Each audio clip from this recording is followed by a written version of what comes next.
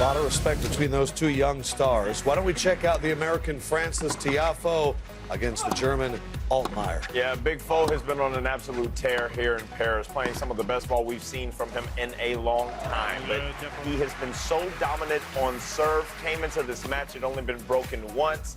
Got broken a few times in this match, but was able to regroup when he needed it. He played some all-court tennis on this red clay. Looked to finish a bunch of points at the net. Missed one there, but ended up at the end of the match being 30 of 37 in net points won. So at such a high percentage, he was forcing the issue, being ultra aggressive on second serve returns. You can see the frustration from the German starting to boil over. Altmaier had a bit of an opportunity in this third set. Francis had a bit of a lapse mentally. He was able to regroup. Altmaier actually served for the third set. Francis came back, battled, and played a phenomenal tiebreaker. The form that we're seeing from Francis Tiafoe is eerily reminiscent of that 2022 U.S. Open, where he really kind of showcased a lot of aggressive play. He went 7-0 in tiebreakers back in 2022 at the Open. He played a pretty perfect tiebreaker here, and all around was just a good day at the office. Still has yet to drop a set in this tournament. He's going to look to continue that form as he advances to his first Roland-Garros quarterfinal. His first major quarterfinal off of a hard court. He went, he got ready, and then 2 or 3 hours later, he joined us on the desk for a very fun conversation.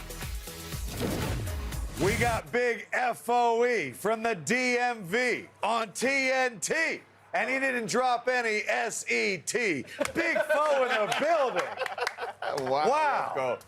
Wow, that was wild. We got the guy right here. I was fired. He is the first American to make the quarterfinals without dropping a set. Have you already heard this? Since Andre Agassi in 1995. How does that sound to you right now? It's a pretty crazy stat. Yeah, I mean, I just heard that, and I'm pretty shocked about it. But again, I want to keep going. As great as that is, it's still a big opportunity out here, and I just want to keep going. I'm worried about that. I'll definitely give Andre a text and be like, I guess we're boys now. Yeah.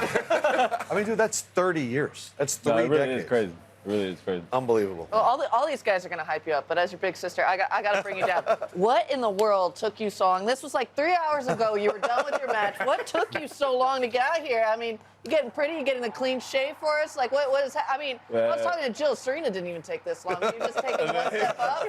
Come on, man. What is this? Oh man, I had to shower, just ice bath, obviously floss a little bit, so it was. I can smell the minty fat. It takes a little bit for sure. You've been holding serve this week at an incredible rate. Yeah. You know serve bot, but this week you are. Yet today you throw in an underhand serve, you miss it. Yeah. Later on in the match, you're down break point, you try it again, you miss it. Yeah. Was that a tactical thing that you were bringing to the match today because your opponent was standing so far back, or are you just like, you know what? Why not try an underhand serve at the 4th round of the French Open? A tactical thing would have been to make it.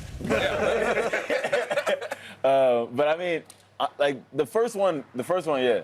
The second one, honestly, it just happened. Like I was like, down break point. I was like, man, he's so far back. I've hit the tee and he's like hit this slow, deep slice. I was like, maybe I can get a quick point.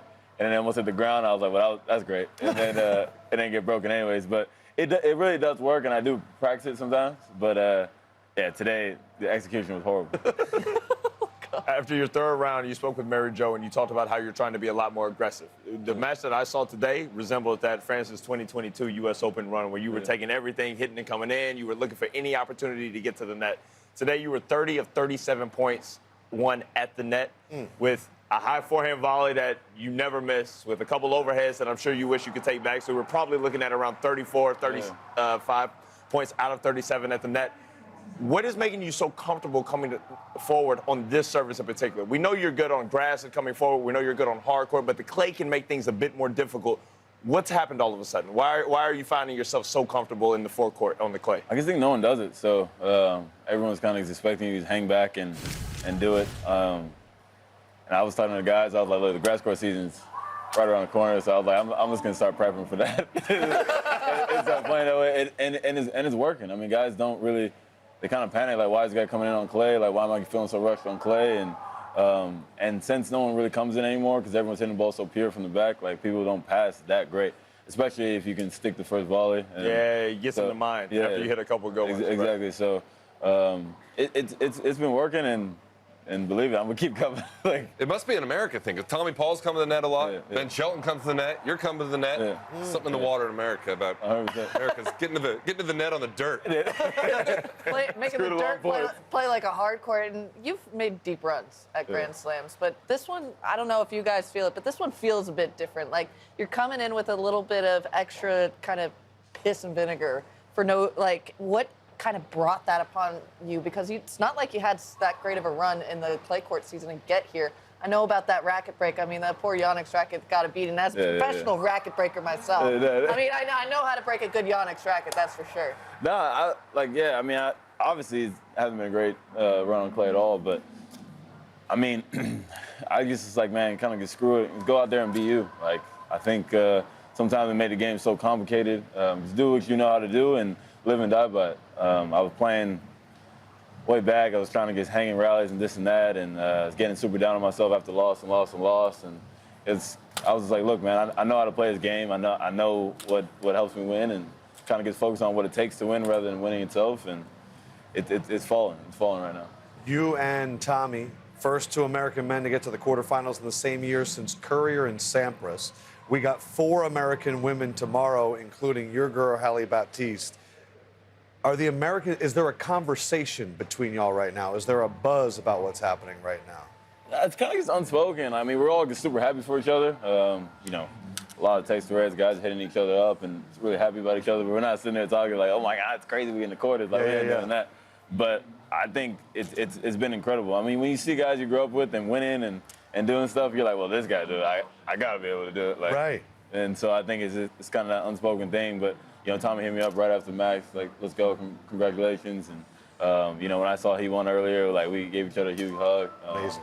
So we're all just super happy with each other, and it's genuine love. So hopefully we just keep rocking, man. And then on Haley tomorrow, I mean, from the DMV, she's never had a run like this either. It's easier to talk about somebody else. What kind of pride do you have for her? I'm so happy for her. It's great that my brother's there, too. I mean, that definitely means a lot to, you know, all of us. I mean, we've seen her grow up, and I've known her since she was 5 years old. So wow. You know, see her do this, and you know, start from very humble beginning, just like myself, and to be able to say she's now in the 4th round of the Slam, playing on Langland for the first time, playing someone that obviously she's looked up to and played before. So hopefully she rises to the moment and those lights don't get too bright. But I think she'll definitely show up for sure. Because you took your time and you flossed. We are midway right now through Runa Musetti. They're probably going to go 5 sets. I think so. That was my call, so thank you for sticking with me here, because Sam did not. You're going to be watching this, I'm sure. Either way, how do you feel about the matchup? Both sides. How would it be against Runa? How would it be against Musetti? Like, to be honest with you, I generally don't care. I think, I mean, I hope they play a really long match. That's first and foremost. But either or, I mean, I don't have a problem playing anybody. I think once you get to, like, you know, the quarters and stuff like that, is kind of bring on anybody who comes. I don't really have a preference. I think with my game style and how I play, I think I can affect both guys nicely. So I generally have no one way or another, honestly. So it sounds like Musetti. He wants to play. Big foe. You haven't lost a set, and we were worried you were never going to make it to our set. So we're so happy that you made it here. I'm happy to get to see the Big Four. This is the real Big Four right here. So congratulations, Big foe, on to the quarterfinals. Thanks.